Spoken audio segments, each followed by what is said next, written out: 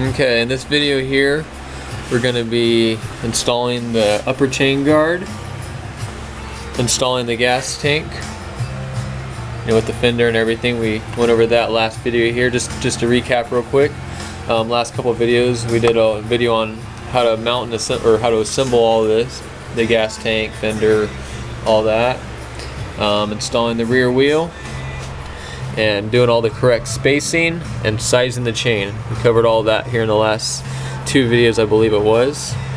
In this video here now, we're gonna go over installing the upper chain guard and the gas tank we have here. So before we start, going over the tools, this is your upper chain guard. I had to modify this with the newer 78mm factory GoPed motor mounts. The holes are slightly bigger, so I had to find some bolts and kind of make do with what I had. So we modified this upper chain guard a little bit to make that work, using the T27 Torx for installing that. Next, 10mm and a 14mm wrench. These are going to be for adjusting your motor mount, getting your chain tension correct. Be going over that here in this video as well. And 15/16 socket and a Craftsman or any kind of pair of channel locks. And this are a couple little tool or hardware we're going to use. So let's go ahead and get right into that now.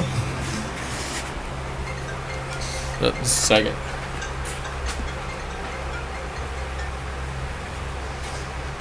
Alright, sorry about that, guys. Phone's ringing, should have put it on vibrate. Anyways, so we go ahead and we'll install the upper chain guard now, our modified one. Typically it's going to be a 4mm bolt and a 4mm wrench. Allen key is what you typically use on the older versions, I guess. So go ahead, install that. You don't need to over tighten, just snug it down a little bit. All that good right there. Make sure it's mounted good. Next, we're going to go ahead and install our fender, gas tank, bracket, and everything. Our fuel lines are right here. This is a little tricky sometimes, running your fuel lines through here, because on the end right here they kind of get bunched up a little bit. So just got to kind of work those through there. Alright, pull those guys through.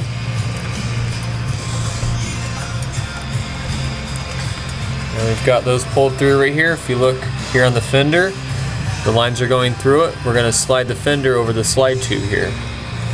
Go ahead and do that. Now go ahead and work this over it there. Slide that on. Get the last little bit. Get your other half of your fender on there. So we got that pretty much. See with this, that little gap. The fender's going to fully slide on there just a little bit, not a whole lot. So go ahead and finish pulling the fuel lines through here. And if you're like me and you like to have your fuel lines perfectly symmetrical and looking good and everything, then just adjust those accordingly as you run those through there. Now you have them running through here like that. Typically what I'll do is I'll just let them sit here, or what I've even seen, I think GoPed does this from the factories. They'll run their lines through right through here, through the in between the motor mount bracket. I'll just run them like this right here, and I'll install them into the engine here in a little bit, but I'll go over that here in another couple of videos. Getting back here to installing it on the axle here, we got our spacers. The way I run these spacers, I mentioned in another video on this gas tank bracket here. Typically it mounts on the other side of the fender, and I mount it here on the inside just to help with the fender rubbing on the tire. So the way I run the spacing here on the inside, I'll take one washer, put it on there. Got my little spacer, it's anodized. It's typically like a silver color. Put another spacer on there. Let's see, one more. Put two on there. Go ahead, lower that down. Put your fender through there. Or your gas tank bracket. One more washer. And now the axle nut. Go ahead and install that axle nut. So now what I want to kind of just touch base on real quick before I forget. this axle bolt right here that goes through there, if you look at the wheel, it kind of moves around a little bit, and when it does that, just spinning that right there will take your gear here and just kind of throw it off, and it can cause binding issues and just have it act a little weird. So just to save time, I've already gone through this before I did the video, and what I did is, if you look on the axle right here, I've got a little mark, and what this mark is, what I've determined is, I'll spin it a little bit, spin the wheel, check the alignment of the chain, the sprocket, everything looks pretty good, spin it again, adjust it, accordingly, and this seems to be the sweet spot right here. So what I do, I put a little mark up top on the axle here, and this mark on the axle basically is what I want as my top. So if you have any questions on that, send me a message, post up, be happy to help. But so we'll go ahead, leave that there, grab our channel locks now, our 15/16 socket, and we're going to go ahead and tighten it up. And when you tighten this, you don't want to over tighten it either. If you over tighten it, your wheel's going to be too hard to spin, and it's not going to spin right. But you want your axle to be tight still as well. So we'll go ahead and we'll snug it down. And it's getting close a little bit more. So that's pretty good right there. Let's go ahead and spin that. See how that spins. So that's pretty good right there. That spins real nice and free. There's no binding issues or anything like that. So we'll go ahead and we'll call that good. Now our next thing we're going to look at here is adjusting chain tension. If you look right here, you can see how much play is in the chain. That's a bit much right there.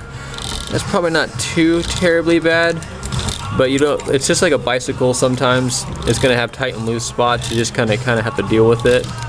So this right here is probably a little looser than what I would like. Let's find that's probably the tightest spot right there in the chain. So you could probably get by with running it like this. You won't have any chain popping off issues. But what we're going to go ahead and do is use our 14mm wrench and our 10mm wrench and adjust our bolts right here, adjust the chain tension. Before you do that, you want to make sure these two motor mount bolts right here are fairly tight, not too terribly tight, but just snugged up against her so it's not loose and your motor mount's flopping back and forth. So you want that fairly solid. We're going to go ahead and we'll tighten that up just a hair, just a little bit. Spin that around, check our chain tension again. So a little bit more we'll give it.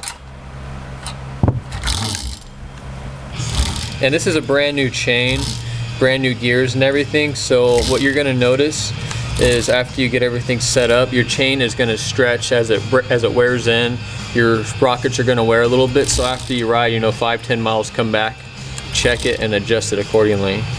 So we'll tighten it up just a hair more and call that good. Once we got our adjustment right there, hold our 10mm wrench on there. I'm trying to do it so you guys can catch it in the camera still. Go ahead and tighten this upper one now.